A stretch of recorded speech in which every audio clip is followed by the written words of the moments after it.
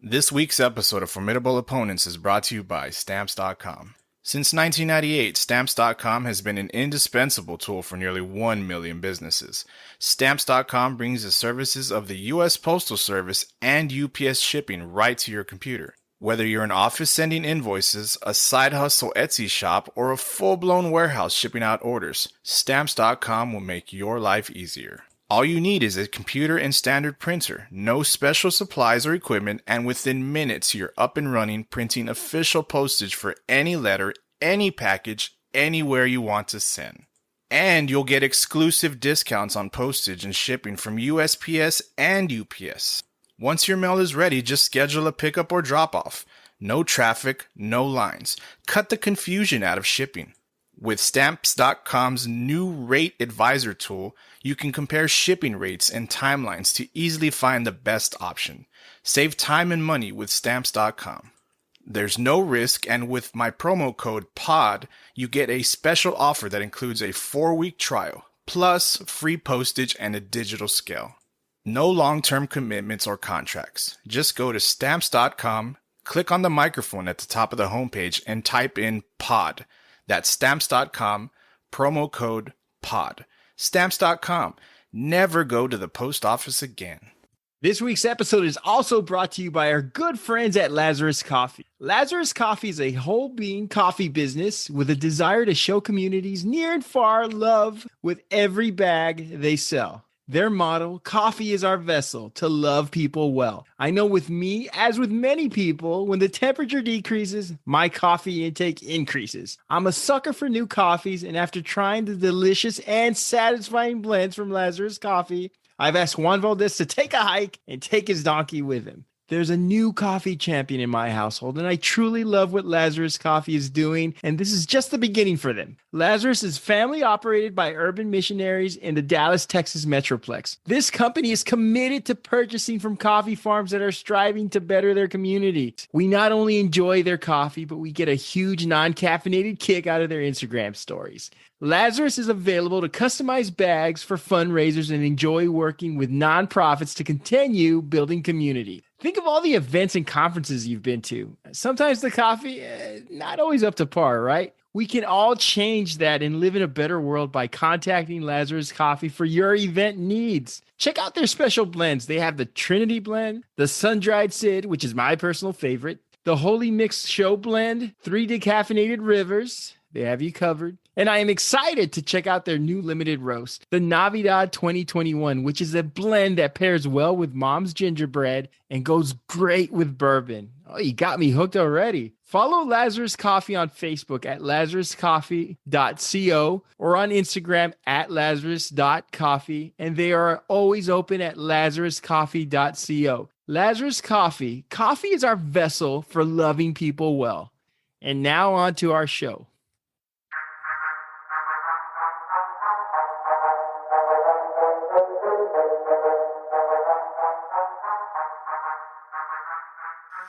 Hey everyone, welcome to episode 33 of Formidable Opponents, a show that pits 3 people who have known each other virtually their entire lives in a series of conversations as we argue what is best in a variety of fun, engaging in critical pop culture topics we all debate about. I'm Randall, and with me as always, Bob and Joseph, and today we are joined by our special guest, Joe Michael Vasquez, and today's topic is Best Guilty Pleasure Song. Guilty Pleasure Songs. Many may argue that there is no such thing. Music is a subjective force, and although everybody can enjoy every song can be enjoyed by somebody, except Sheryl Crow's cover of Guns N' Roses' Sweet Child of Mine. Fuck that one. Hey, if it makes you happy, it can't be that bad. To give the truest definition of a guilty pleasure song is impossible. Some consider the artist, some consider the style, others the era. We hold on to these idiosyncratic masterpieces the same way we hold on to many memories. Guilty pleasure songs are like the first shitty car you owned in high school. Sure, everyone laughed at your rusted old mint green 1987 Crown Victoria, and maybe they cruelly nicknamed your car Patchwork, but you love the fact that you actually had a car, and damn it, when somebody needed a ride to Camelot Music, they called Patchworks, and you were there and you were proud. Lastly, no matter how ubiquitous ubiquitous the song was for a time, no matter how poppy and uncool it was, the luster of your favorite guilty pleasure song never faded. You hear that song on the radio, you turn it up, and you listen. It takes you back to a time when perhaps you would have never admitted to liking this song, but it also brings you back to the present where you can admit, I am all right with this song. We've made amends. And now, even though you may never leave the cozy confines of my headphones during the 3-mile jog, we're good now. This week, we are talking guilty pleasure songs. Guys, how are you doing? Very good. Brother. How's Good. everybody doing today? Good. What's going on? Let's introduce Joe Michael. Joe Michael Vasquez is our guest today. Joe Michael and he's actually on the show because of our friendship. I was working for a department down there, student activities, and Joe Michael was a student worker, and he wasn't my student worker. I wasn't his supervisor, but he worked for our wellness center, and we hung out a lot. He'd hang out in my office, and we talk a lot about pop culture and wrestling, and he was just a great guy to talk to. Sorry. It sounds like a true Hallmark love story. And that's why we're here today. And speaking of love story, I had the honor of being the best man at Joe Michael's wedding. I remember when he asked me, I was like, dude, don't you have any brothers or friends? You're asking like your supervisor to be. No, it was truly an honor. And actually, a little trivia. This is the third time I've been the best man at a wedding. First one ended in an annulment. Second one ended in a divorce. Joe Michael, if she murders you, I'll complete the trifecta. So let's see what happens. But Joe Michael, let's see what happens. Joe Michael's a huge pop culture enthusiast and listener of the show. Joe Michael is the owner of our newest sponsor, Lazarus Coffee. And Joe Michael, I want to welcome you. Tell us a little bit about your pop culture fandom and just a little bit about you and what you do. So pop culture fandom, this is really funny. So I mean, we all grew up in the Valley. That's what we all have in common. And Randy, I've actually known you for like half my life. I was doing the math the other day, and I was like, man, I haven't known you virtually my entire life, but half of my life. So that's something. So we all grew up in the Valley, and the only outlet I think I had, because I didn't have any brothers and sisters, like you said, was pretty much MTV. So pop culture was all around me, and it was. I was thinking about this the other day in high school while everybody else was like trying to get into like this. I don't know, like this weird era of rock music, like the late 90s rock. I was listening to 80s new wave for some reason. So that's how we're able to like talk about The Outfield and all these other like 80s music. And you're like, dude, how old are you when you first met me? So yeah, I really love 80s music and movies from the 80s. And so yeah, my pop culture goes pretty far, and now I'm actually mentoring Gen Zers. So now my pop culture is even going to a different generation of I guess different stuff, because it's wild. It's not the same how it used to be, but it's still pretty entertaining. So we could have you back on if we ever do like the best Ariana Grande song. I think that's true. I know quite a few of them. Excellent. So a little memory here. We've all hung out one time together, the four of us collectively. We all saw one of the Royal Rumbles. Supposedly. Joseph doesn't remember. Really, Joseph's memory is always in question on the show. I don't remember a lot of shit. I'm sorry. If we were drinking, I probably don't fucking remember it. We all watched an old Royal Rumble. It was at the time when Donald Trump was feuding with Vince McMahon. So that just goes to show you how far back it was. And so let's go on to our questions. On the intro, I spoke about how guilty pleasures are subjective. What to you are some of the qualities a song has to have in order to be considered a guilty pleasure song, guys? It's got to be embarrassing. Fuck, it's got to be embarrassing. Not by yourself or not to your, even when you're by yourself a little bit, it's got to be a little bit embarrassing. You kind of laugh to yourself that you're singing along to this song, but it's got to be one of those songs where it comes on and you're around other people and you're like, well, fuck. You can't really get that much. You can't get into it. You don't want to like show anybody that you like it unless somebody else does first. Then they're the weird one, not you. What do you think, Joseph? Well, I don't know about embarrassing. I don't think you got to be embarrassed by the songs. I think part of it has to be that your first initial thought was that it was a bad song, that you didn't understand it. And when you first heard it, you were just like, what the fuck am I listening to? And maybe the second time that you heard it, because it was some like brand new song and it ended up being this like really popular song, you heard it again and you heard it again. And it just started to kind of fucking grow on you. So I think the first part of a guilty pleasure song is that we got to kind of like hate it when we first heard it, or just did not like it. Maybe not hate it, but just, thought like, you know what? I don't really want to hear this. What about you, Joe Michael? I thought you were talking about in the Navy from the Village People. I guarantee that. Before you answer that, Joe Michael, Joseph was a little late when we joined in. Joe Michael is coming to us live from his church. And you just said the word fuck like 5 times. Oh, he did? It's all right. It's all right. Nobody, the Gen Zers aren't around. They're all asleep. It's daylight savings time. Okay. Go ahead, Joe Michael. Guilty as long as the words aren't spoken from your mouth. You're all right. There's a statue of the Virgin Mary. You're not. You're the one that's not swearing. I'm covered in the blood. This is my podium for outcrying the barrio right now. You hear guilty pleasure songs outcrying in the barrio. All right. So I'm gonna have to kind of agree with you guys. It has to be one of those songs you first hear, like what the heck is this? But then it turns out to be like a banger, you know. And but you don't want to admit it to anybody because it's just like it kind of demasculates you, I think, because we all have this image of like machismo, and like right now I'm wearing a social distortion shirt, and flogging Molly. And so that's kind of my background. My background is punk rock and a little bit of metal, not too much. I don't listen to Mon Amarth, unfortunately. Sorry, Joseph. But so I've seen Rancid a few times. That's kind of my background. So when I listen to like Gautier or something, I'm like, that's not me. If I can sing along with Adele, there's something wrong with me, But she's so catchy.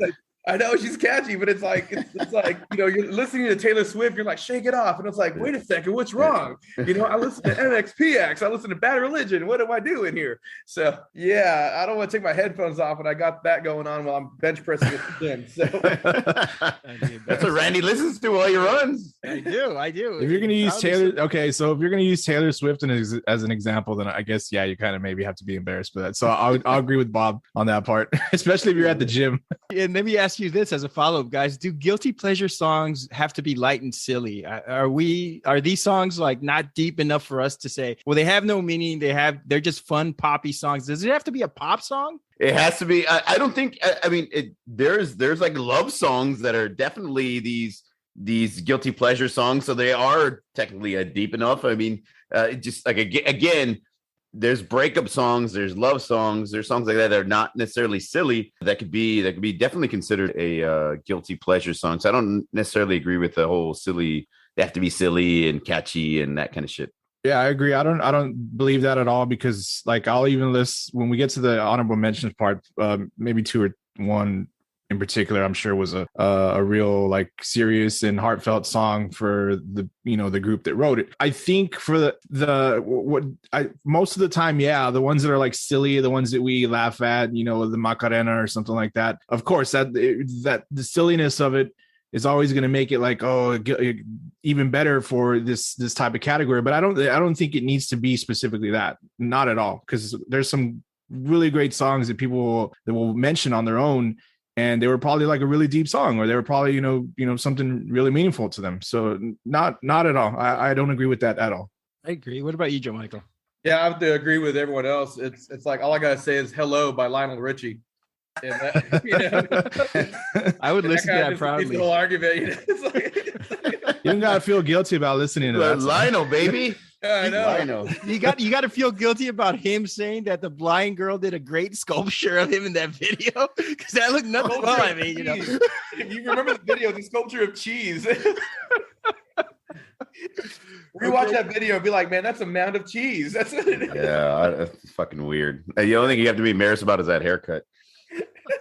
Fucking Soul Glow, baby. Last question for the opener. Most guilty pleasure songs are considered secretive. When is it okay to share aloud your guilty pleasure songs? Is it ever okay? Do you have to be married? Do you have to be married? What do you guys think? When's it okay to share a guilty pleasure song? I think immediately. It's not a matter of it's not a matter of like everybody agreeing or to me, guilty pleasure shit is not gonna, or songs are not gonna be. It doesn't. And again, it might go back to like what Bob said or the first question, or like or something like that. Does it need to be secret? I don't think so, because a lot of these songs that we might talk about or that we're gonna list or we're gonna talk about later or list, we hear them, at a fucking wedding or sorry, man, I'm gonna drop F-bomb here. Oh, you're good. He said his pastor's done worse. You know, Put your motherfucking hands together. Oh, shit, I'm sorry. You know, so you're gonna hear them somewhere, and everybody's gonna be like, you know, you're gonna be driving somewhere with somebody on a road trip or just, you know, somewhere, and a song is gonna come on. You'll be like, oh, I really like this fucking song, and sorry, I mean, you're gonna tell the person that's there, I'm sorry, you're gonna have to listen to this song because I like this song, and you know, it's a guilty pleasure. Just because it's, you know, term guilty pleasure doesn't need to necessarily mean secretive. So I don't think they have to be secretive. You can tell whoever the fuck you want to tell, you know, whatever. It's your personal guilty pleasure song. It's not a matter of theirs. So they probably have their own. I'm kind of with Joseph on that. It's kind of like, if you don't like my music, well, fuck you. Yeah. So yeah, we're gonna listen to some fucking death metal, all right? I'll tell you what, if it's Britney Spears, you better keep that shit to yourself. Secrets. Keep the secret, bro. Keep the secret. If I put on Behemoth, hey bro, this is guilty pleasure. I'm sorry. We're gonna listen to it. Let's go on to our honorable mentions. Who wants to kick it off? Bob, let's hear your honorable mentions. Who'd you got listed? There's a lot, man. I'm already embarrassed to mention them. I mean, Lionel Richie, Hello is actually one I had written down. Toto's Africa. Oh shit. I like that song. Of course you do. Shit. Dude, Tub Thumping. I think that's a guilty pleasure. It's more of a funny, fun type of song. I asked one of my buddies at work, and he was like, oh, Miley Cyrus. Every time Party in the USA comes on, I sing along. I'm like, God damn it, dude. Should have kept that shit to yourself. The Mighty Mighty Boss Tones. The impression that I get, that's a good fucking song. No, it's not, dude. That's a good song. That's a good yeah. Okay, I want you tomorrow to cruise down 10th Street with your windows down with that full blast. So many fucking turns and thumbs up you get, brother. And lastly, Smash Mouth. I think we had mentioned Smash Mouth last time. It's kind of there's a few from Smash Mouth. They didn't come out in the Shrek movie. Every song. What do you got, Joe Michael? I got a long list, man. He holds up. This is not a visual medium. There's too many hearts next to them. Yeah. All of my eyes have hearts on the dot.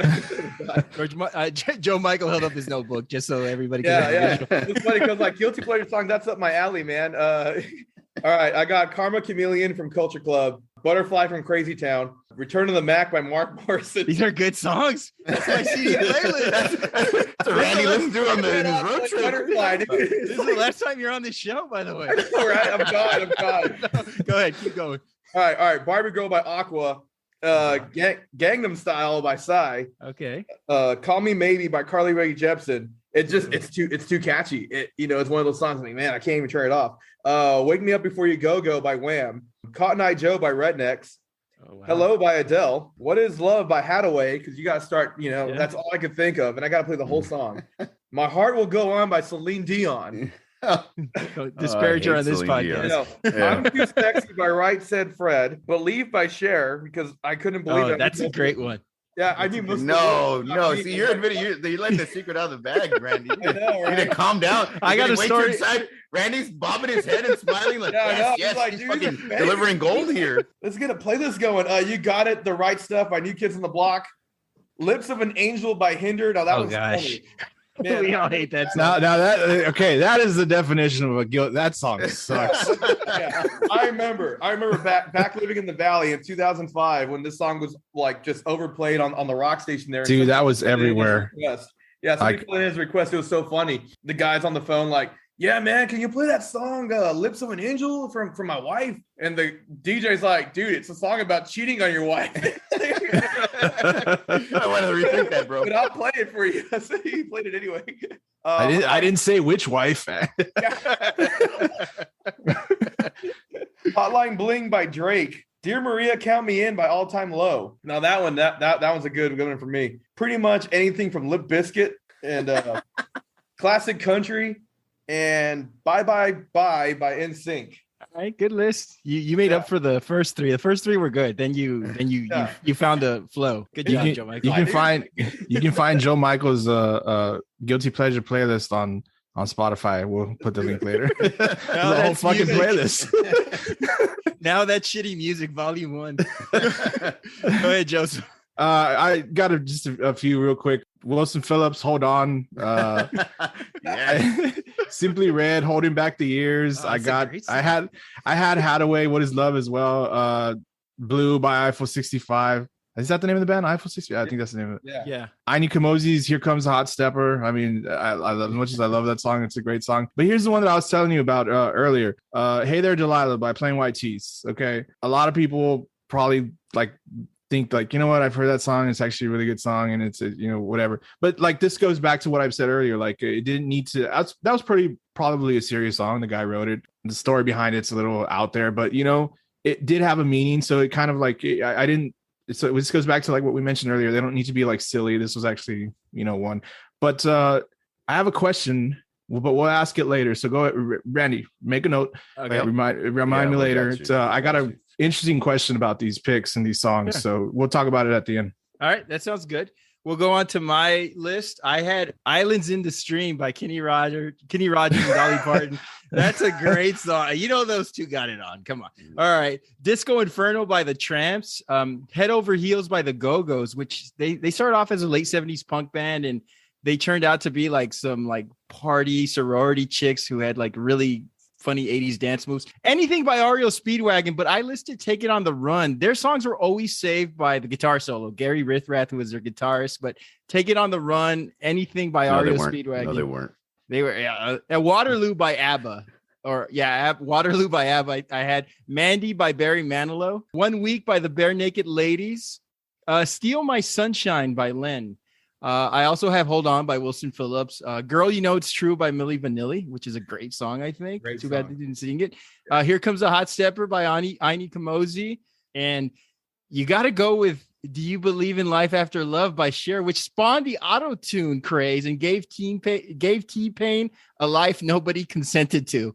So those are my picks. How did nobody choose the Village People YMCA? Nobody mentioned that damn song. Nobody's going to admit that we all like that song. Hey, at a wedding after a few Jack Daniels shit, you're the first one on the dance floor. You know it, man. So Bob, we're gonna go ahead and start off with your selection. Who'd you pick and why? I went with Careless Whisper, George fucking Michael, man. It was a massive, massive hit in 1984, one of the best love songs of all time.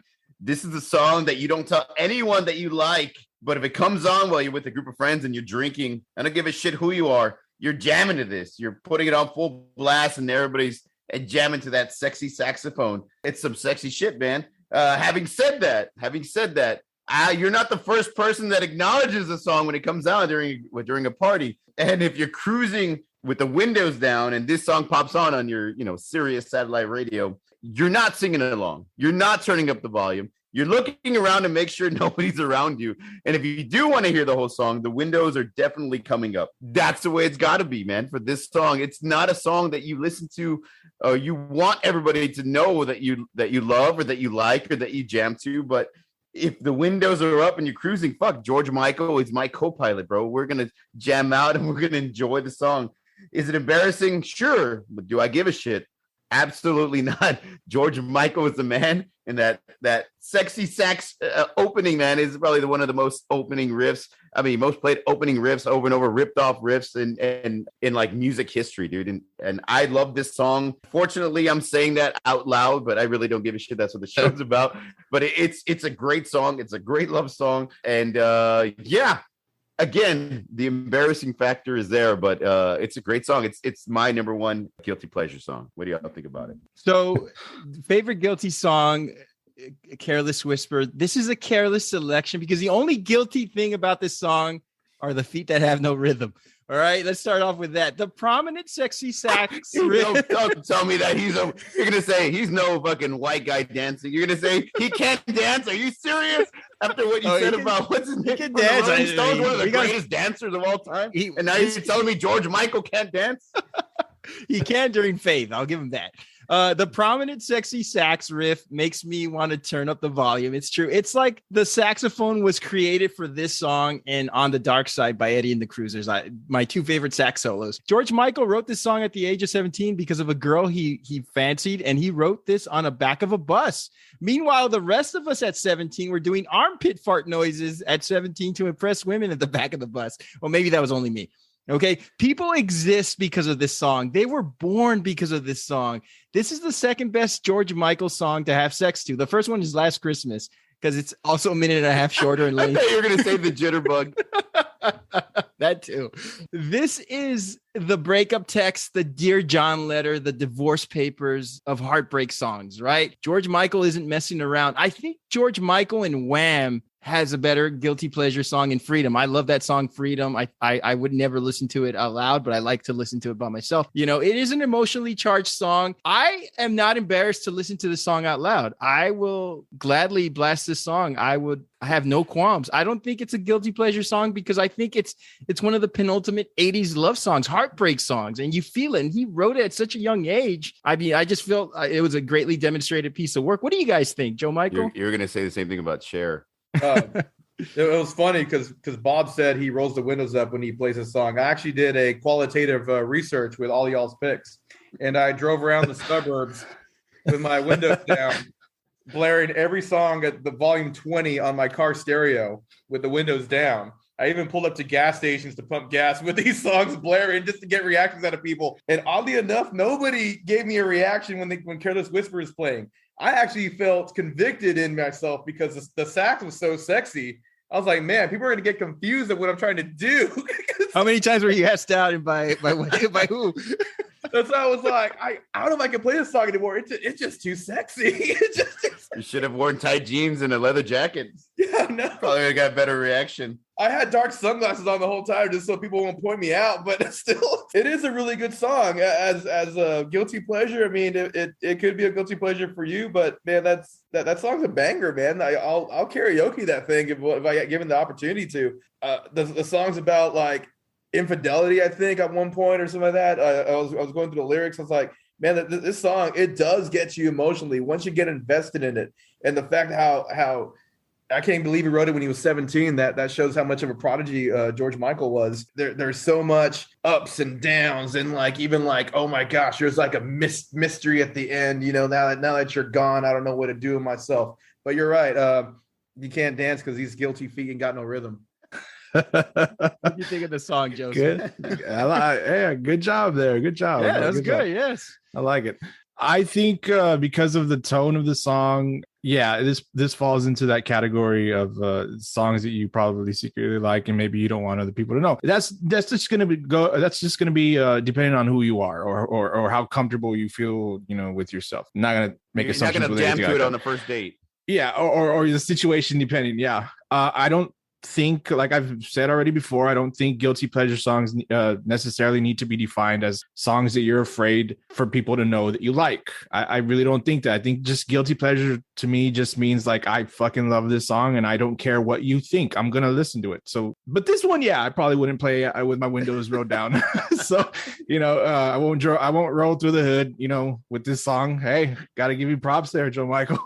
I mean, you went through the suburbs, so maybe there's a little difference. You know, but personally, it's not. I know. Go ahead. You're gonna do it. I know you're gonna do it. It's not my favorite song, and I don't particularly like the song. This guy doesn't like George Michael. I knew it. But I understand. It's you know how big it is and how big of a song it was, and it's a huge hit. Enough so that one of my I can't favorite bands, but a band that I really liked or still like, Seether, did a cover of it. Little hard, you know, heavy rock towards, but it was still good, and it came out. I mean, it was interesting. It was a weird choice to do for a cover, but hey, Seether did it, so that goes back to that. You know, hey, I don't give a fuck. You know, we like it. We're gonna do it. Good song for this topic, and like I've mentioned, yeah, I do agree with Bob to the point where, yeah, I don't want people really to know that I'm listening to it because I just don't think it's like, you know, this song that we put out there. But I mean, it's gonna come down to how you feel, and I'll just, you know, I'll leave it at that. I'm not saying it's the best. I'm not saying it's the worst, but out of these picks, it's definitely not one that I want to blast out, you know. So if you're gonna go with that feeling, then yeah, I mean, there's a lot of like hard rock bands that do their you know, their ballads, or they do their breakup or heartbreak songs, and you don't mind listening to those full blast, and that's fine. But this one, it just seems a bit like, I don't mind. I mean, I don't mind, but I'm just saying it's a little fucking embarrassing. Like I said, what are you gonna cruise up to? You're gonna cruise up to, you know, Gin and Juice. You're gonna cruise up to Careless Fucking Whisper and show up at a place. You're gonna cruise up to Living La Vida Loca. Correct me if I'm wrong, but this was his first hit as a solo artist, because I know that Andrew Ridgeley, who is the other member of Wham, nobody knows, he played on this song too. So I think this was George Michael's first hit, and I think he came out with Father Figure and then Faith and I Want Your Sex, and this kind of started the ball rolling for him. So I mean, this was a momentous song. I think when you think of George Michael, every time I say George Michael, I want to say Joe Michael. So I'm very careful with trying to That he put you in that category there. I think that it was just a huge seminal moment in his career to start off with such a impactful song. Now, is it his best song? Probably not. Can you listen to it out loud? It's kind of awkward, but I mean, the fact that this song is associated with starting one of the biggest and best careers in pop music history, I mean, you got to give him credit for that. Oh, for sure. That's why it's my guilty pleasure song. Anybody else on George Michael? Anything to say? Joseph, Joseph, you're definitely going to dress up as George Michael for Halloween, dude. Now that I know you're not a big fan. Well, let's make that transition. Let's go from George Michael to Joe Michael. Joe Michael, what's your pick today, brother? I don't think there's much of an argument to it because it is the epitome of a guilty pleasure song. And it's a song that defined a generation. It is I Want It That Way by the Backstreet Boys. Now, hear me out. When the song tell me why. Tell me why. I will tell you why. When the song gets played to this day, women are said to still pass out as they were actually at a Backstreet Boy concert. And you can hear it at grocery stores still played at around 3 or 4 p.m. You can hear it. You can hear that guitar riff, which was actually inspired by Nothing Else Matters by Metallica. That wild. Yeah, it's crazy. So listen to Nothing Else Matters and then listen to I Want It That Way. You'd be like, whoa, that's wild. I didn't know they could take that into that direction. And it was number 1 in 25 countries. So the fact that it was a global phenomenon, and it's such a guilty pleasure, it is currently banned in China, which I thought was crazy.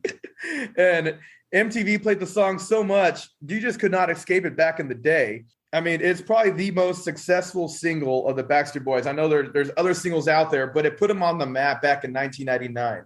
And there was just so much in it, man. Brooklyn Nine-Nine even did like a quick opening intro to one of their episodes using it. And man, that was probably the best opening I've ever seen to a comedy show. Every member of the Backstreet Boys, from Brian to AJ to Kevin to Howie D and Nick, they all had great. Don't say all the names. Don't say exactly. all the names. The fact that You're setting yourself up. See, this is why it's a guilty pleasure. You guys already started attacking. There's 2 Howies on that band? Howie 1 and Howie Handsome. Howie D. They all just killed it. Every single vocal note that they had, it was just awesome. And then you can't just get away from Nick Carter going, "Don't wanna hear you." You know, it's like, man, that's it. You gotta drop everything you got going on and just start rolling. So part of my experiment when I was driving around blaring this stuff at 2021, actually, volumes, whatever, my car, I don't think my bass was able to hold enough of this guilty pleasure music going on. But out of all the songs I was playing, out of all y'all's picks, when I played this song, people blatantly ignored me, which I thought was they would like kind of want to look at me. They're doing that right now, by the way. Exactly. The reaction you guys are giving me right now is the same reaction that one lady gave me. I was pumping gas and this guy's looking at me and he's like, "Don't make eye contact with this dude." I could tell right away. And I'm just there looking at him like, "That's right. I want it that way." Jesus Christ. I tell you, if you would have dressed like George Michael and then saying that phrase, fuck, man, you may have gotten a number or 2. I know. I should have busted out some dance moves too, but anyways, I'm like, man, I don't think I have to defend myself a whole much. This is all y'all know the words, whether you want to admit it or not. And if it plays, y'all can sing along to it. Admittingly, I know the chorus. I Want It That Way because that's the title of the song, but that's about it. That's about as far as it goes. Joseph, go ahead. Okay, so tell me why you picked this song. Yeah. All right. Anyway, nothing against the song. Talented group, the dudes who can sing. Obviously, I read it's one of their most commercially successful songs. That's cool, and it's considered their signature song, which is I don't understand because they They do have a lot of hits, and I can agree that this album is probably the album that this song is on is probably one of their most successful, and because I remember this this is during the TRL days, I believe. Right. So this album was like highly anticipated. This Millennium album. It was Millennium. Millennium album, yeah. Millennium. There was a huge anticipation for this album, so that's good for them. I just think that the Backstreet Boys have too many like quote unquote hits. And they do. They have a bunch of singles. That's proven fact. I mean, I'm not talking shit about that. For any of their songs to be considered necessarily guilty pleasure songs, but if I was going to consider one of them a guilty pleasure song, it would probably be Backstreet's Back. Everybody fucking loses their mind when that song comes out. I mean, that song is so huge, and it was actually, I think, off of the second album. I had to go back because I went back and looked to try to figure out when these albums came out, and they actually had an album before that, and I was like, I thought these were all on the same album, but they weren't apparently. But yeah, man, everybody Backstreet's Back. There's that scene in what is that, the movie This Is It, or This Is the End, where they're all in heaven and like everybody loses their shit, and that happens like when you go out and about. Like, if I haven't been out in a while, but if we do hear that song, everybody does that back. We need to leave that bar. Back. Everybody knows that part. So I'd say, yeah, that maybe that song was the better guilty pleasure song. But then again, it's going to come down to whether or not you agree with like, okay, guilty pleasures are secret or they're not secret. So, but what about you? I think that I agree. They had a bunch of hits. I think of like junior high and high school, and girls were in love with this band and these songs, particularly this song, and singing it all the time and playing it all the time. Did I get in on the song? No. Was I ever into it? No. Did I ever sing along with it? So I mean, it's pretty good. It's looking pretty good as your pick. Being a guilty pleasure song, Joe Mike, because this is one of the ones I'd never really got into, but I could see the appeal. For if you were a 13-year-old girl that really liked this song. But I could see that if somebody, particularly not like a girl in high school, was really into this song, it'd definitely be a guilty pleasure song. Probably one you don't want to play full blast while you're pumping gas with the windows down. But it's a pretty decent pick. I'll give you that. It's a pretty decent pick. Granted, it was extremely popular, like I said, among the girls that we hung out with in high school, but I can't argue too much against it. You liking it that much, maybe you should seek help. What do you think, Ryan? Well, Joe Michael, you mentioned in your opening statement that women are still passing out. And I mean, all these women are having hot flashes and heart attacks at this age. I mean, they're all middle-aged fans at this point.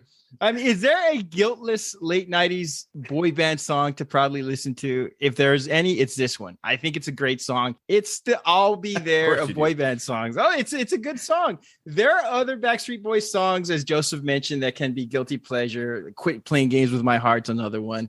We have to remember, reputable people wrote this song. It was constructed by Max Martin and Andres Carlson. They were Swedish hit songwriters. That's precisely why the lyrics make no fucking sense. I think you're thinking of this as a guilty pleasure song because of the artist. Let's take something into account. Okay. What if a more reputable artist, like say Elton John, sang it? Or I'll even go down the pop food chain and say, what if Eddie Vedder sang it? I mean, you are my fire.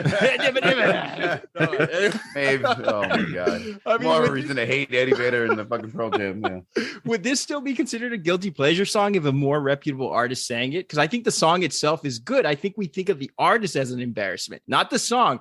I think you're stuck in this high school. Well, anybody who thinks this song's a guilty pleasure song, they're stuck in this high school mindset that listening to this song openly is a forbidden venture. When all actuality, it's well produced, it's well written, it's well constructed. And aside from the bone that they throw to Kevin, he's the Backstreet Boy that looks like he was held a few grades back, guys. He's well, going the beard. Yeah, he's a Backstreet uncle, I think. It was well sung.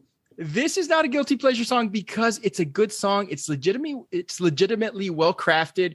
If this was a guilty pleasure artist show, you would have my vote on it.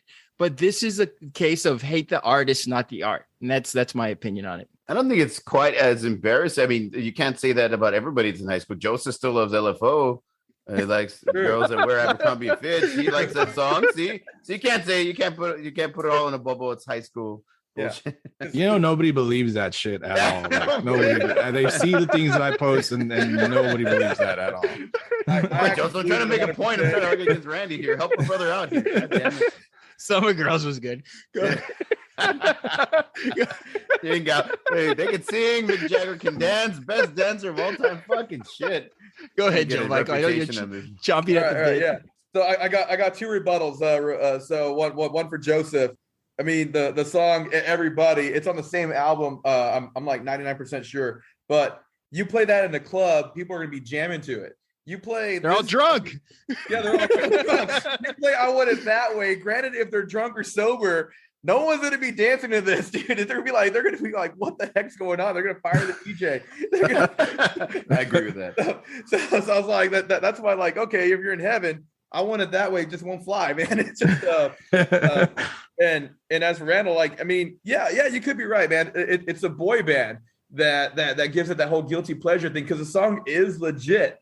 But I think when you were talking in the intro about, you know, songs being defining a generation and they bring you back to that idiosyncratic mindset, that's kind of what Backstreet Boys does, especially this song, because it was such a huge hit in 99. No matter what grade you're in, if you're 13, 15 or whatever, trying to get a high school chick, you're going to want to know a little bit of this song. Back when you're in high school, it'll be kind of weird now, but it's like, you're going to want to know this song and know a little bit about this, because if you can sing "I Want It That Way," or even like throw any other song from Backstreet Boys in, "Shape of My Heart," yeah, you got a chance. But "I Want It That Way" was your golden ticket. And it was hard for us, as you know, being in high school. I mean, I was 13. I mean, I don't know about you guys when the song came out. I was in my 30s. In your 30s. It was adding to the jobs list. I was still 2000. I was still younger than Kevin. This is 99, 2000. Yeah. So yeah, 99. I was 23. I'm just playing. Go ahead. It would be hard. I mean, well, think about it. If you're 23, would you admit to actually liking this song back when you were 23? That's kind of like, you know, that's what, like, this is one of those songs, like, yeah, I can admit it now as a grown man that I like it, but still I'll get people avoiding eye contact with me if I have it blaring in my car stereo. I think it's a good song. I think a lot of it has to do with the artist. It might have been a song that was specifically constructed for them, but I think if you get a reputable artist playing this song, I don't think we think of it as a guilty pleasure song. I think a lot of it is Backstreet Boys hate, but that's just my opinion. That's true. There was a cover from this band called Steel Panther, and they did a pretty good cover of it. I will kind of just go back to like what I mentioned about how the Backstreet Boys clearly had an insane amount of singles and hits. Yep. Whether they were written by them or not, they're the ones that sang them. But we'll get more into this a little later when we talk at the end. When I ask you guys a question about this, but we'll go on to my pick. Yeah, go ahead. Yeah, go ahead, Joe. I selected Ice Ice Baby by Vanilla Ice. You know, everybody knows this song. Look, everybody loves this song. And if you say you didn't, then you're a fucking liar, okay? You know, when you were younger and this song came on the radio, or if you were, able to see the music video, you loved it. Depending on how old you were, you might have been dancing along at home if you were in front of the TV, Randall. If you were listening to it in your cassette player, you were singing along, rapping the lyrics. And to this day, you know that you can still either sing the entire song or at least sing along with, different parts of each verse. We all know the hook. Check out my hook. Well, the DJ Rip-Off, so everybody knows that. Everybody at least knows that part. They can sing that part. For all the cheesiness of the video and the look of Vanilla Ice, we know that this song comes on and you're going to listen to it. I'm not saying you have to let every other person know that you're listening to it, but you will. Joe Michael apparently went and did some research, and we'll find out how that went in a little bit. He was letting everybody know that he was listening to it, but it's got a slick beat. It's a simple one. It's perfect. Yeah, the little sample from Under Pressure by it's a little ting. It's both, different. It's got a little ting. Yeah, it's got it. You can say it all you want, and I hope at this point he's admitted that. Yeah, okay. I think it is a little bit different, but still, where you got it from. Anyway, it has longevity clearly because we're talking about it to this day. It's been over 30 years. This song is over 30 years old, it's crazy, and we're talking about it. This might come on, and true, it might come out a lot on most bad or worst best songs list of all time, but that's a bunch of bullshit. We know it's a good song. Randy, I know you tried to learn these dance moves. I know you did. Fuck yeah. Thumbs up on that. Yeah. Yeah. The fact that it can still be busted out in movies and TV shows and whatnot just proves that it's the guilty pleasure song you love to hear, and the one that you're not afraid to let anybody know that you are listening to it. And if you are, you know what, that's cool. We're going to go back and forth with that on this probably throughout this whole podcast. But while I may not fucking, cruise with the windows down to this song, because a lot of the times, and whether you believe me or not, like, I don't feel like I have the greatest sound system in my vehicle. It's factory, so I don't like to drive. Bob does know that I used to drive around, but with some I used to wake up the whole fucking neighborhood. I used to have great sound systems, so I would bust it, but I don't have that right now in this car, so I don't want to drive around with the windows down and it sound all rattling and whatnot. So if this song were to come on, I am going to turn it up, but I'm going to leave my windows down, because I don't want it to sound bad. I want everybody to be able to enjoy it as much as I do, and I don't have a great system in my car. So that's my pick. I think it's a really great song. To me, guilty pleasure means I fucking love it. It's my guilty pleasure, and I don't care if you like it. If it comes on, it's going to come on my playlist. I'm going to listen to it. If you're driving with me, you're going to listen to it, and that's it. I was laughing because I thought when you told me that your pick, I was like, hey, that's a good pick. That's definitely a guilty pleasure song. But then I went back and I remembered, apparently it was written by Suge Knight and Death Row. So I'm a big Death Row fan. How could you be embarrassed by Death Row and anything that Suge Knight produced? Yeah, exactly. So I'll say that. I have the windows down. I'll jam to it. This is Suge Knight, bitch. This is Suge Knight's shit, dude. This is Death Row shit. Fuck y'all. This is because Vanilla Ice sang it, yeah. So at first I was like, yeah, you know what? You're right. This is an embarrassing song, but remembering about Suge Knight and Death Row and everything like that. Fuck no, it's a badass rhyme. It fit the '90s really well. I laughed when you're like, Randy used to try to come up with do the dance moves for it. I can just picture you in your room trying to do that, Randy, with your stonewashed jeans and shit. It's a good song, man. I think it's a good song. It was a good pick, but I wouldn't be quite as embarrassed listening to that with the windows down as I would like Backstreet Boys. What else? What do y'all think? All right. So I talked to a coworker of mine who is 22, and she goes to a lot of clubs, and she said when I was talking about like, hey, I'm going to be on this podcast, we're going to talk about guilty pleasure songs, and these are some of the songs we're going to be talking about. And as soon as I mentioned Vanilla Ice, Ice Ice Baby, she's like, oh my God, they played that in a song in the club last night. That song was I was like, yeah, there you go, Joseph.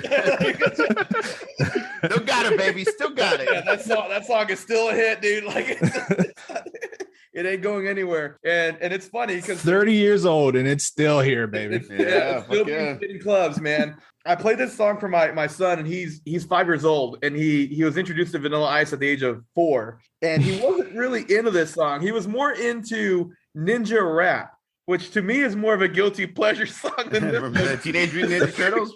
Yeah, the Ninja Turtle songs. Yes.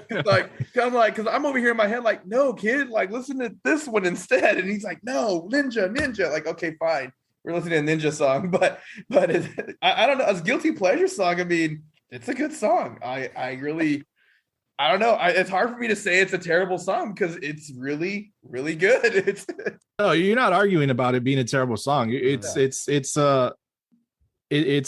all know these are good songs. They were clearly hits, whether you like them or not. Yes, I said that I wasn't particularly a fan of Careless Whisper, but I know its impact. I understand how big of a hit it was.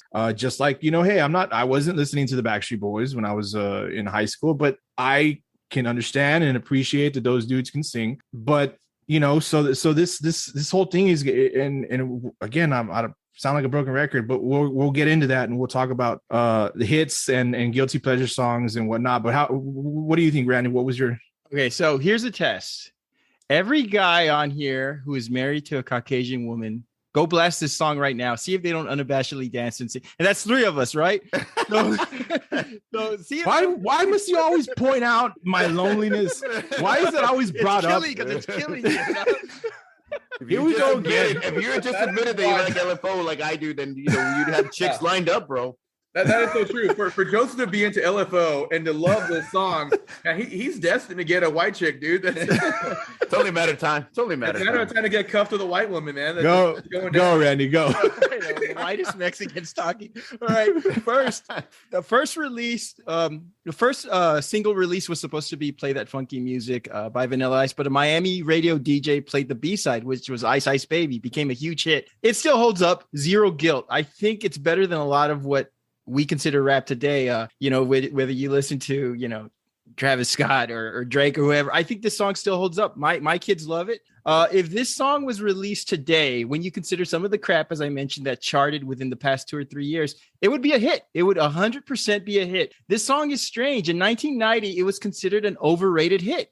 In 2021, I think it's underappreciated. It's kind of just still hanging on there, still hanging around. For the cynics that state that the beat is a ripoff of Under Pressure, Freddie Mercury himself was once quoted as saying, "You can do anything you want with music, just don't make it boring." I will say, when he talks about gunshots and all the gangster stuff, that stuff is ridiculous coming from him, right? But it was 1990. He was competing with NWA. He was competing with Ice Cube. He was competing with all these, people he had no business trying to compete with. But he was different, right? Death Row.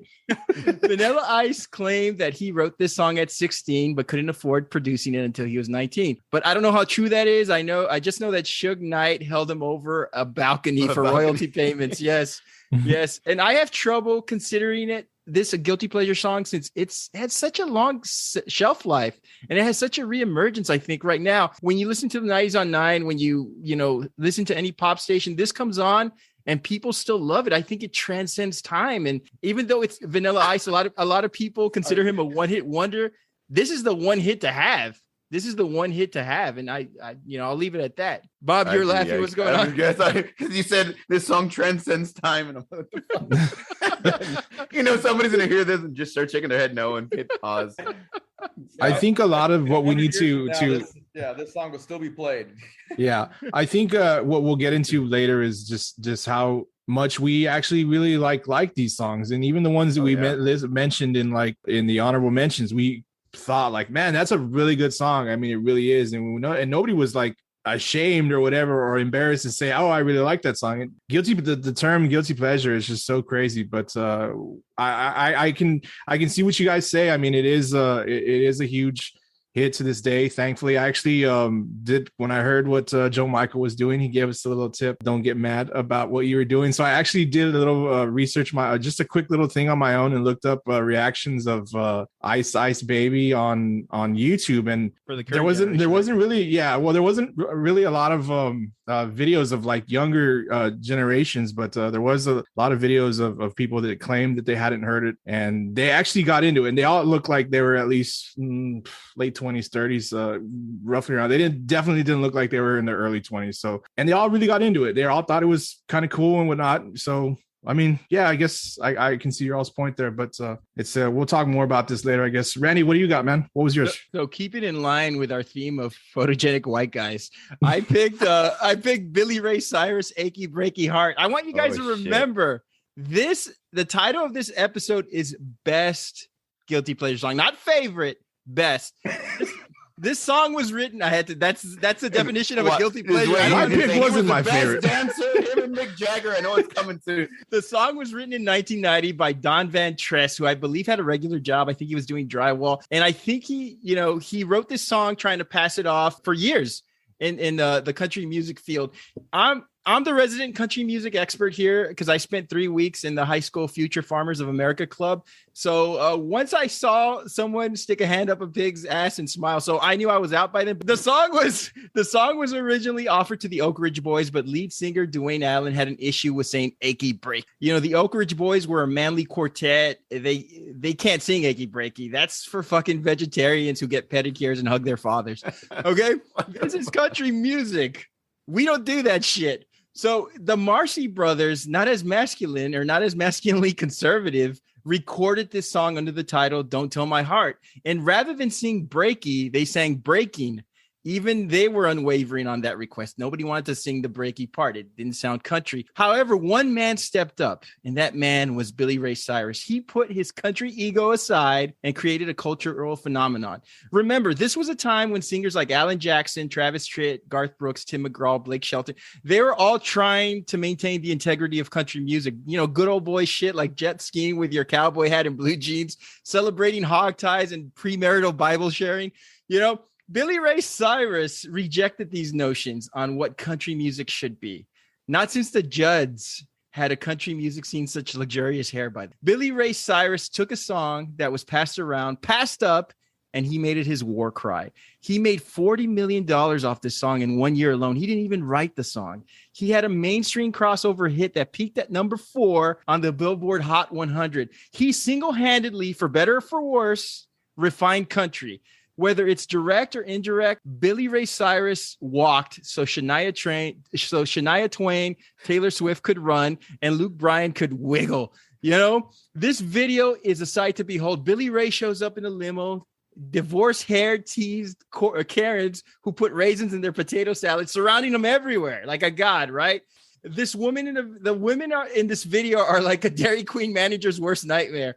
You have to go to around the 1 minute 54 second mark in this video. Billy Ray's eyes light up when he releases those Memphis mud flaps. Yes, the mullet, that Kentucky Cascade comes down, and it makes him a star. He doesn't even have the best mullet in the video. The keyboard guy out rednecks Billy Ray by adding a mullet with a mustache combo. He didn't have the chest hair, though. He looked like a Three Musketeers. The song created a line dance craze. There were instructional videos. There were dance halls, divorced middle-aged women in ill-fitting blue jeans. It was a cultural phenomenon. Now, here's a difference between this song and something like the Macarena. Through this song, Billy Ray Cyrus, he transcended generations. There's that word again. He was the achy breaky heart mullet guy for Generation X. He was Miley Cyrus's dad for the millennials. He's the old guy in Old Town Road for Gen Z. And it's all because of this song. Like I said, this song isn't a good song, but it's the best guilty pleasure song because you could listen to it and you could appreciate the career this man had because of that one hit. What do you guys say about that? I will say that the song's terrible. I'm not arguing that. The song's terrible.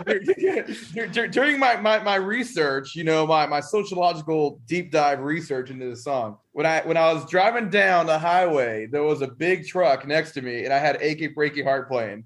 And the guy leans over and he kind of gives me a head nod. And I was like, okay, I was expecting that reaction. So there's that. That was it. Did he have the Confederate flag on a bumper sticker or something? No, it was The South will rise again. Yeah, they'll rise again. Or my achy breaky heart. And I was like, man, this song is terrible. So I decided to share it with a couple of my friends. Like, what are y'all's thoughts on this song? Because I don't even know how to like argue this. Like being the best, as you were saying, the best. And somebody that lived in Mexico for most of their life actually heard of Achy Breaky Heart in Mexico and was like, dude, this song is good. Why is it considered like a guilty pleasure? And I said, I don't know. Maybe it's the woohoo part in it. I don't know. And VeggieTales actually did a cover of this, and I was like, it's not even good. It's still a very bad song. But I remember I was at least, I think I was either 4 years old or 5 years old when this song came out. I didn't really know much. It was during my 90s country music phase when I was growing up. But man, we would line dance this song like crazy because it was like you said, it was everywhere. It was blowing up. But I have to agree with you when it comes to Billy Ray with Cyrus. I was going to say Miley's dad. No, but I almost said that about Miley's dad. I think when he posted this song up or did this song, you're right. I think it angered a lot of people because it wasn't really what country music was before Billy Ray. And then now he's got Old Town Road that came out, and it angered even more people because, like, wait a second, this is definitely not country. Why are you even labeling it as country? And country music stations over here stopped playing it after because they didn't know what to do with it, and then the rap stations didn't know what to do with it either because it was like, what the heck is this mess? So leave it to Billy Ray, man, to mess up music. To ruin 90s country music. It was it was on a good, it had a good run. It had a great run, actually. It had a great run. Run down the cliff. I remember being in 6th grade and doing the line dancing to this fucking song over and over again. I remember we had to learn it. It was a PE unit. Yeah, it's so fucked up. Like, why did we have to do this? Like, I don't know, but anyway. I remember it. I remember us dancing to it, and you're more embarrassed not by the song, but by having to fucking learn a line dance to this fucking song. And I think regionally, like by region, I think this song is only huge like in the South. Imagine if it had an accordion, motherfucker. I know, right? It was like us, man. Like the Hano music where we grew up, man, it was huge. It was everywhere. And I think if you take, I was gonna say Miley's Dad again. If you take Miley's Dad's song, "Achy Break Your Heart" to, I don't know, New York, nobody will know what it is. But if you bring it down to Texas or Louisiana, maybe, or even Tennessee, they're like, "Oh yeah, let's start line dancing to it." So I don't know how this song could be like Ice Ice Baby, where everybody knows it. I think you underestimate it. There's a lot of people around this country that were introduced to country because of this song, and that they thought that's what country was all about.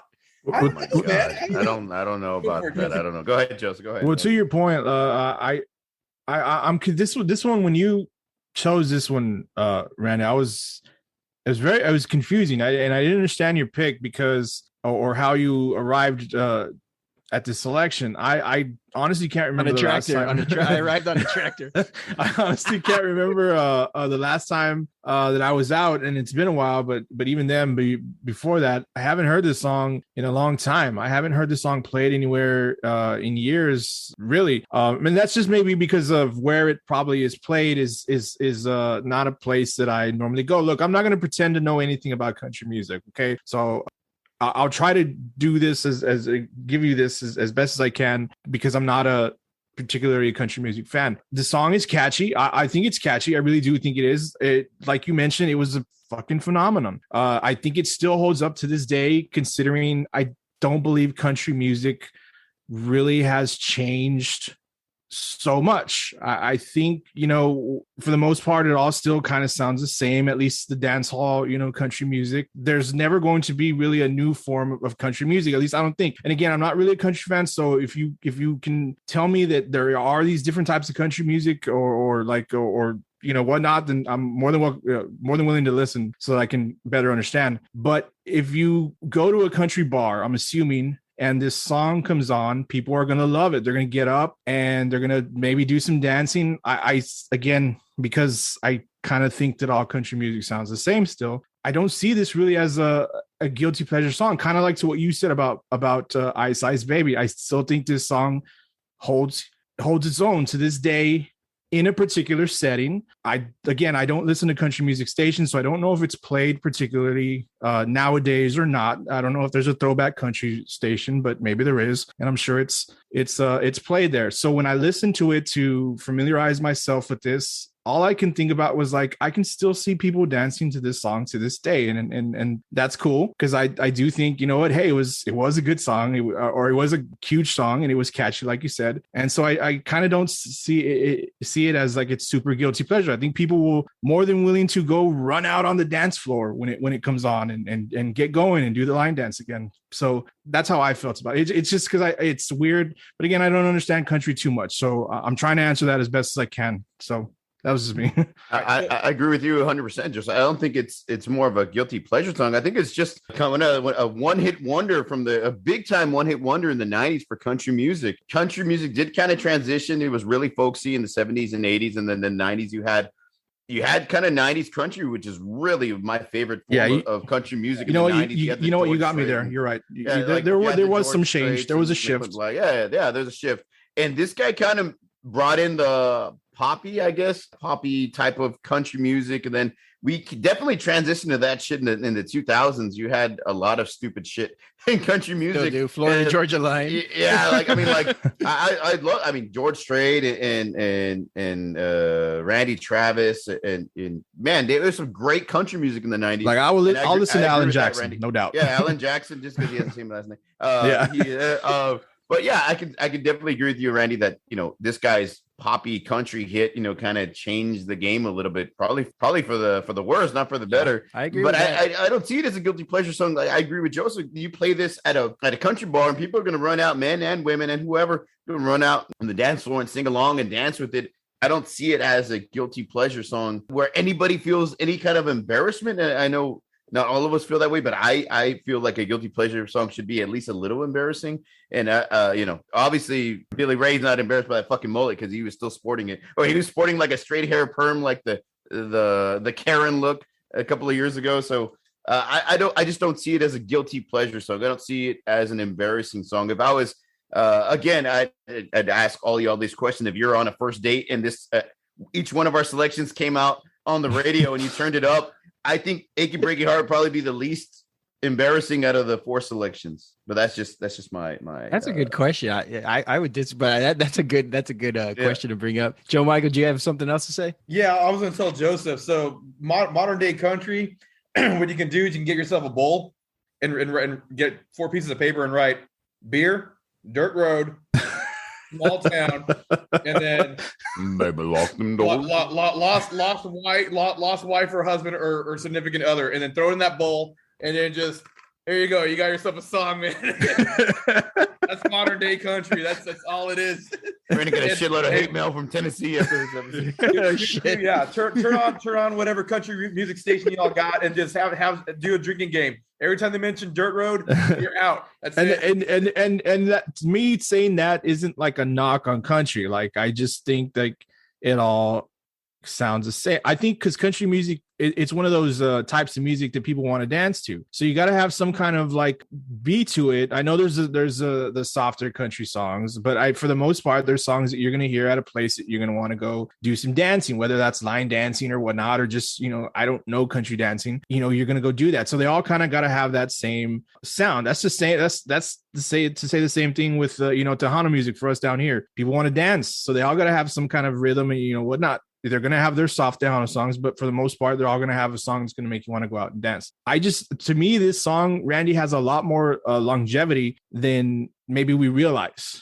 I think because like what we mentioned, you can go to a country bar, it can be played and people are going to go out there and dance. But I know everybody's made that point, but that's every guilty pleasure song. If they play YMCA, if they play Gangnam Style, you're not gonna get on the dance floor and dance by yourself to Careless Whisper. I guarantee you. Dance to Hey There Delilah. You're gonna do is there stand in the middle of the dance floor and like you can't because it's in the lyrics. Guilty feet got no rhythm, so you can't dance to Careless Whisper, but you can cry to it out loud. But no, I think like a lot of these guilty pleasure songs, like people will collectively, if it all depends on the atmosphere. If you're together at a party, you play it, it's silly, but it's something that you don't really take seriously. Like you would never say, I'm gonna put on Achy Breaky Heart or whatever song and say, I just want to listen to it just for the sake of listening to it. You have to be in the right environment to enjoy it publically. You could say that about all our songs. You mean you can't just be like, that's my point. I'm gonna listen to Tell Me Why. But I kind of disagree. There's a lot of people that drink beer and like country music. They'll throw that shit on just to sing along. Not me, but I'm sure people are out there. I'll tell you something. Hey, listen, let's go back. I want to go back to that question. If you're on a first date and you're cruising and your song or each one of our selections came on the radio and you turned it up and started singing along, which would be the most embarrassing song? I don't think it'd be Achy Breaky Heart. I don't think it would be Ice Ice Baby. I think Careless Whisper. I mean, I think it might be a tie between yours and Joe Michael's pick. Are pretty close. They're with Careless Whisper. What do y'all think about that? Doesn't that like kind of you to want to come in if you play Careless Whisper? Yeah, see, that's the thing though. I think if you play Backstreet Boys, I think the girls might enjoy. You play Careless Whisper, they'll definitely look at you weird. If you play Careless Whisper, you're getting laid. But if you play the other song, if you play Peter Cetera, she's gonna say her mom was in an accident, she has to leave the date early or something like that. Let's go on to our final questions. Guys, what is the funniest song that you would consider a guilty pleasure song that was shared with you or that you saw somebody jamming out to? Did you ever witness anybody just, I'll start off with my example. I was in a vehicle with a cousin of mine. I won't name him, but he had he had a CD playing, right? And it was just a mix CD and he got out. I guess he was going to a store and picking up something really quick. So I stayed in the car. And he had all this, like, he had all these rock songs playing. And then all of a sudden, and we mentioned this earlier, Cher comes on, if you believe in life after love. And he walks in, he opens the door. He had that, oh shit, you're not supposed to listen to that. Like I busted him watching porn or something, It was crazy. And I said, you know what? It's not a bad song. Don't worry about it. I think it's okay. And that's the only example I can think of. Can you think and of he any left you other at the gas station. And he left you at the gas station for that comment. I can. There was I was visiting a friend. I won't say his name, but I think at least Bob knows his story. We were driving. I don't know where we were going. No, it's not about you. No, if it were about you, I'd tell you. So anyway, and as far as like, maybe it was his guilty pleasure song. We're driving down the highway. We're in another city, and I'm not going to say the city because then y'all might know, and I don't want to bring that. I don't want to put anybody's name out there. So don't say names if you think you know. Anyway, I think so we're driving, and all of a sudden, this guy's flipping through his CD, his tracks on his CD player, and we got the windows down. He has a sunroof, I believe, and all of a sudden, On Our Own by Bobby Brown comes out. And he got really into it. Like, you know this song from Ghostbusters? Yeah, I know. Yeah, I know exactly who you're talking good about. Song. He had it on a CD. Yes, good song. CD. Somebody actually burned that CD. I mean, it's a good song. It sounded good in the movie, but I could not believe I was cruising on the highway with the windows down and the sunroof, listening to "Well, I Guess We're Gone." I was like, "What the fuck's going on?"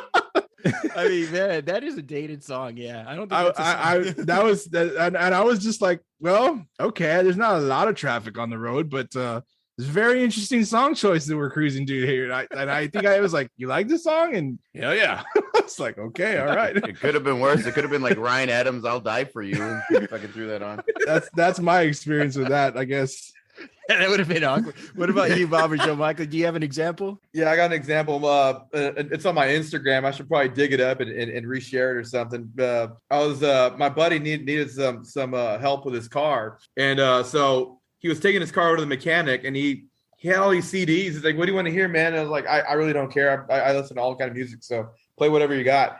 And the guy's more of a rocker. He's more into a lot of rock, and then I think Machine Gun Kelly. He was into that phase during this time period, and so I'm expecting to hear some kind of modern day Vanilla Ice rap, but no, he starts playing Shania Twain, and he's singing along the entire car ride to Shania. I feel Twain. like a woman. Yeah, exactly, man. I was like, okay. So I actually recorded myself on Instagram, because I could not believe what was happening. The dude had no idea what was. I recorded him. That is hilarious. Yeah. Bob, you said you didn't have any examples. I don't have any. I was trying to think. It was probably me playing the embarrassing shit. That's probably why I'm blocking it out. Let me ask you guys this. Is there a specific artist that you would consider the king or the queen of guilty pleasure music where it's like, I would never listen to this artist but in public, but they have a lot of good hits? And I'm kind of ashamed to admit that I like listening to this artist. I don't think I have that. No? Say it, Joseph. LFO, baby. LFO. Come on. No, if you were saying because you said like that you want to listen to them. No, I'd like listening to the Bee Gees. I'm not gonna blast them down with the windows open, but I like listening to the Bee Gees. Bee Gees are awesome. If it's no, I don't really think I have a situation like that. And it's not because we all like what we like. So we don't really. I don't know. I can't answer that. Sorry, Bob, Joe Michael, how about you? Go ahead, Mike. I was gonna say, well, I guess Billy Ray Cyrus. He's been kind of, I can't name any of his other songs. So. I wish I had known you were gonna do what you were gonna do, Joe Mike. I would have picked like Du Hast or something, just so you can drive down the road jamming Du Hast, just to get people's opinions. I bet you would have had a lot of people like, jamming out. Fuck yeah. But what I have been doing, I've been listening to this metal band called Spirit Box a lot lately, and I've been blaring them on my car and. And it's funny because there's a song in their album called Holy Roller, and that's like pretty brutal. And the reactions I get from people, especially when I pull up somewhere, like, "Oh my gosh, what's wrong with this guy?" That's the best. I love scaring people. Fuck yeah, man. Let me ask you a question. Do you see a connection between most guilty pleasure songs that we either listed or not listed and one hit wonders? A lot of these songs that we mention, like as far as our honorable mentions, I know not necessarily the ones that we picked, but yours, Randy. I mean, for Billy Ray Cyrus, they were one hit. They fall into that one hit wonder category. Yeah. Do you think that? Does the guilty? We obviously don't think that guilty pleasure songs need to be just one hit wonders, but do we? The connection between them, a lot of the songs that we can mention and think of are all one hit wonders. It's a little weird, right? I have a yes and no. Yes, because I think one hit wonders are shelved or categorized as silly. When a band has a hit, especially a novelty hit like Ice Ice Baby or Achy Breaky Heart or what have you, they're considered a novelty. So anytime somebody listens to that one song, it is so ingrained that song is associated with somebody else that couldn't get anything else going that we consider that a guilty pleasure. I don't think it's a lot of these songs are guilty on their own merit or guilty pleasure on their own merit. But I think it's like what we were talking about Joe Michael talking about the Backstreet Boys. I think a lot of times you start connecting the artist with the music. And if the artist is like a boy band or if the artist doesn't have another hit, they become a joke. And so the guilty pleasure song becomes what it is. I mean, what are y'all's thoughts? So if we're going to go that route, anything by Weird Al Yankovic would be guilty pleasure then. Hey, those are some hits, man. Amish Paradise. Hell yeah. Smells Like Nirvana was the best. White and Nerdy was a good one. I definitely do think that there's plenty of guilty pleasure songs that are one hit wonders, but not every one hit wonder is a guilty pleasure song. There's a lot of great one hit wonders that we are still kind of puzzled, like, hey, why the hell didn't these guys make it after they had such a great hit or whatever? We do see some, though. I think that they were like a weird song in a decade of music or that time period where like it stood out because it was different, kind of makes it a guilty pleasure. I could agree with that, but I wouldn't necessarily call most one hit wonders a guilty pleasure song. I agree with Robert, because I think of like 90s club scene music where like in the early 90s it's all you heard on the radio with all this like club music, and then it just kind of faded away, and it was like a very like weird time, and that's all there was. And it's like you're jamming in your car to club music. I think you'd get strange looks like if you played something really dated, like The Rhythm of the Night. This is the rhythm. Like Son Reebok or Son Nike. That's a song that Joe Michael, go out and blast that song and see how many looks you get. I will. Ryan Adams, baby, Ryan Adams. I think like a band like the Spin Doctors, they had 2 or 3 hits. I would not listen to them in public. I think I'd be embarrassed to play anything by the Spin Doctors. Around that 90s, they still got a 90s. You know what you should have did? I wouldn't be embarrassed. Play the Spin Doctors for your wife and see what she does. Divorce me. I think it's going to come down to we've talked about it already. What you consider what a guilty pleasure song means to you, and that's is it absolutely. Secretive? Is it something that you don't let anybody know that you like? Are you the 6'5", lineman in the NFL that secretly listens to Taylor Swift or Vanessa Carlton before and you consider that's your guilty pleasure song and you don't let anybody know? Or are you the person that says, yeah, I listen to fucking Taylor Swift and this is what pumps me up before I go get out there in the game? And so it's just going to be how you feel or what you consider guilty pleasure to mean to you. It's a great category. There's a lot of great songs. I mean, great stuff. And don't be afraid to tell everybody you like. What about you? Embarrass yourself a little bit. Embarrass yourself a little bit. Yeah, right. Who gives a shit? Bob, Joe, Michael, any last words on guilty pleasure songs? Yeah, I have to agree with Joseph. It's such a broad category. I think if you do guilty pleasure songs, you'll find some in the 80s, 90s, 70s, or whatever, and then you'll mention Jim Croce at one point. And Croce. Hey. Croce. How much shit we get for that? but like kind of like to Joseph's point, I have to agree. I think I was talking to a buddy of mine it was funny. I did a lot of research on this. So I went to my buddy who's a psychologist, and I was like, all right, let's talk about guilty pleasure music for a little bit, man. Like, and I was like, what's your guilty pleasure song? And he actually chose Careless Whisper as well. And he mentioned that before he took another shot of whiskey. But he was with tears in his eyes. Yeah. He was saying like, okay, so just like we have guilty foods, right? Like Cheetos, we know that's bad for you. It doesn't really apply to guilty pleasure in music, because it's like, man, we know that song is good, but I still want to hear it. But it's not. I just don't want anybody else to hear it. Yeah, I just like he's like it's just embarrassing, and so yeah, I think this is a really good topic because it makes you question a lot, and it makes you really look into like, okay, there's a lot more guilty pleasures than I really thought were out there. If that makes any sense. I think as we, one man's trash, another man's treasure. Some guilty pleasure songs may be a guilty pleasure to some person, but to somebody else, it's like their biggest hit. What I have noticed though is the older you get, the less you give a shit. So definitely in high school, we're not. You're like, well, except for Randy, who was still into Cher at that point in time. You listen to certain music and you're fucking embarrassed. You don't want anybody else to know that you like that song. But the older you get, you're like, fuck it, I'll put it on. There's still some. There's still even having said that, there's still a few that I'm like, fuck that. Especially for you dads, you're gonna have to listen to some shit that you probably would never listen to when as your kids get older. I fear for the song. I fear for the day that my kids catch Bop on the fucking radio because we'll probably have to listen to that a few times because it's so catchy and upbeat. So let me see. Last question: what's the most embarrassing poster? Which one would you have on your wall? Fucking George Michael. Definitely Backstreet Boys, dude. Come on, Backstreet Boys. Billy Ray Cyrus with a mullet. Come on, the Wranglers. Come on.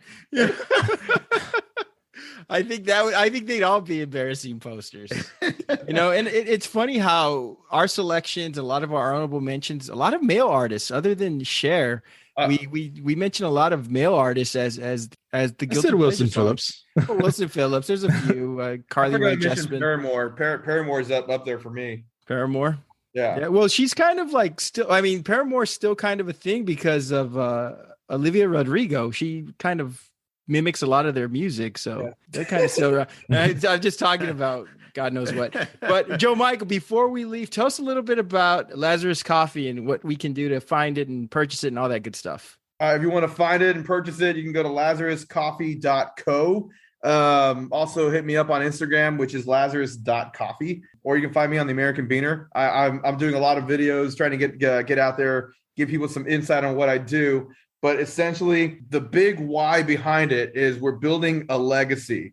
That's really what it is. Because I mean, I want to build something for my kid. So what ended up happening? Now you got me this whole story about it. Back in 2020, when COVID happened, like everything was shut down. Nobody was getting out of their houses at one point. So I actually had the ability to make cold brew, like about 7 gallons of cold brew. So I got my kid involved in it. He was so happy to make cold brew. The whole process and everything that took place. And we delivered cold brew throughout the DFW Metroplex. And that kind of birthed Lazarus Coffee from there. Because people kept requesting it. We kept making cold brew. And then it got to the point where people wanted cold brew shipped out to them and really couldn't ship out, liquid. So now we're just shipping out coffee beans. And what we do is, going back to like living a legacy for my kid and showing them, okay, this is what we're doing with the business. We're giving back to the community. We donated 144 pairs of socks in October to a homeless shelter over here in Dallas. So yeah, we're really about community, really about connection. And our tagline is we resurrect the dead with caffeine, but we're really resurrecting more than that. We're resurrecting people's spirits and communities, and just bring a new spark for the people in this area. Awesome, man. Awesome cool. stuff. Yeah. You got any instant grounds already, or? No, no. I'm gonna have to order some of the coffee beans, man. I don't have a grinder, man, but I would definitely love. Okay, that's like right up my alley, dude. Send him, and then I'll get some instant ready to go from there. Okay, yeah, brother. Don't ask him about Keurigs because he just gave me a nasty look when I asked him. Like if I insulted his mother or something. How dare a coffee Keurigs? But do you have a pumpkin spice latte? You should name one of your flavors after this show, man. We would love to continue. Yeah, call it the South Morazigan.